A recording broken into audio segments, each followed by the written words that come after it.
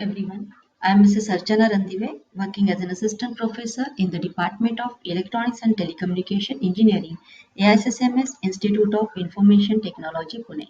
Today we are going to study how to program 8051 timer. These are some of the steps used for timer programming. First of all, we need to load the TMOD register, which will indicate that which timer is to be used. As we know that there are two different timers present in 8051, timer 0 and timer 1. Out of these two timers, any one of the timer can be selected using this TMOD register.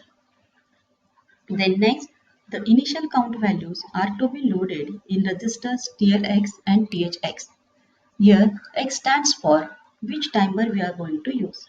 If we are using timer 0, then these registers will be TL0, TH0, and if we are using timer 1, then these registers will be TL1 and TH1. Then we need to start the timer. To start the timer, we can use the instruction setB TRX, where TR is nothing but timer run control bit. Now, as this TR timer run control bit is the sixth and fourth bit of TCON register, we can use the instruction setB TCON.6 or setB TCON.4 depending upon which timer we are using, that is either timer 0 or timer 1. Then we keep on monitoring the timer overflow flag bit, that is TFX, and this can be done using the instruction JNB TFX. Once this timer overflow bit is set, we need to get out of the loop and we need to stop the timer. So to stop the timer, we can use the instruction CLR TRX or CLR TCON.6 or CLR TCON.4 depending upon which timer we are going to use. And at the last, we need to clear the timer overflow flag. Now we will we will see how to use these steps for timer programming with respect to this example which is given in the Mazidis book. So program statement is assume that crystal frequency is 11.0592 megahertz. What value do we need to load the timer's register if we want to have a time delay of 5 milliseconds? Show the program for timer 0 to create a pulse width of 5 milliseconds on P2.3. Now since the crystal frequency is 11.0592 megahertz, the counter will count up every 1.085 microseconds. This means that out of many 1.085 microsecond intervals, we must make a 5 millisecond pulse. To get that, we divide one by the other. That is, we need to divide 5 milliseconds with the 1.085 microseconds time, which is the time period of one machine cycle. So we get the value 4608 clocks. To achieve this, we need to load this into TLX and THX. The value to be loaded will be 65,536, that is the maximum count which can be generated by the 16-bit counter minus 4608 equals to 60928. Now, so in hexadecimal, this value can be written as EE00H. Therefore, the lower byte, that is 00H, should be loaded in the load register, that is TLX, and the higher byte, that is EEH, will be loaded in the higher register, that is THX. So now we will write the program step by step. The first step is to load the TMOD register. Here we can select the timer 0 or timer 1, and also we can select the mode of operation of the selected timer.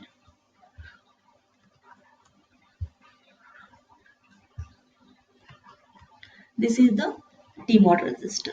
This is an 8-bit register.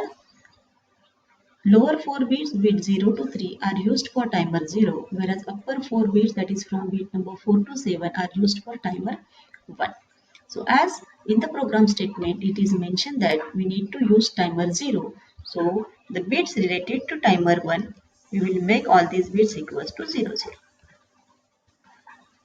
Now timer 0, we are controlling timer 0 through the software instructions, that is setB TRX or TR0 and CLR TR0. Therefore, this gate signal or gate bit will be equals to 0.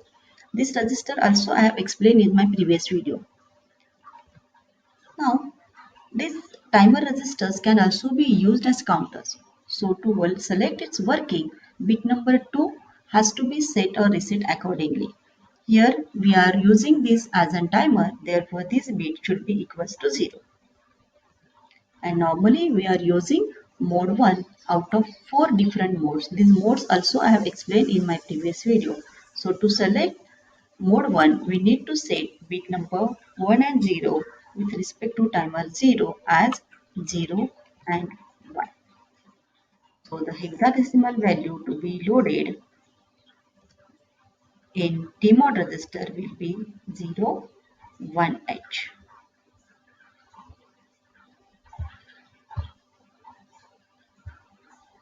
0, 1, 8. This value is to be loaded into TMOD register. So our first instruction will be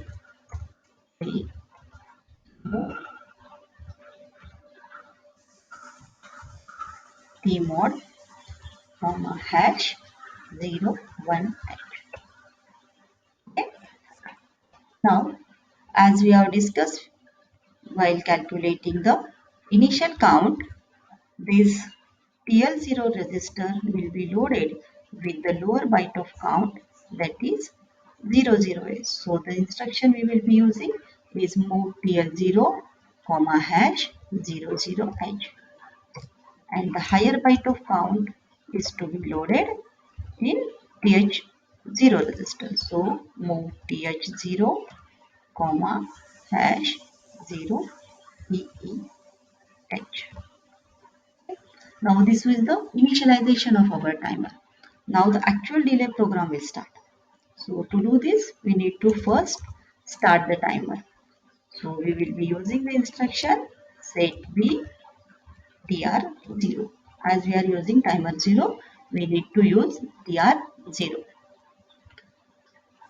Once we start the timer, we need to monitor the timer interrupt flag or timer overflow flag continuously. So we will be using instruction JNP TF0. So this flag is to be monitored continuously. Therefore, the label again should be written over here. Okay, we can use any label. Once the TF0 flag is set, the overflow flag is set, we need to stop the timer. And to stop the timer, we will be using the instruction CLR TR0.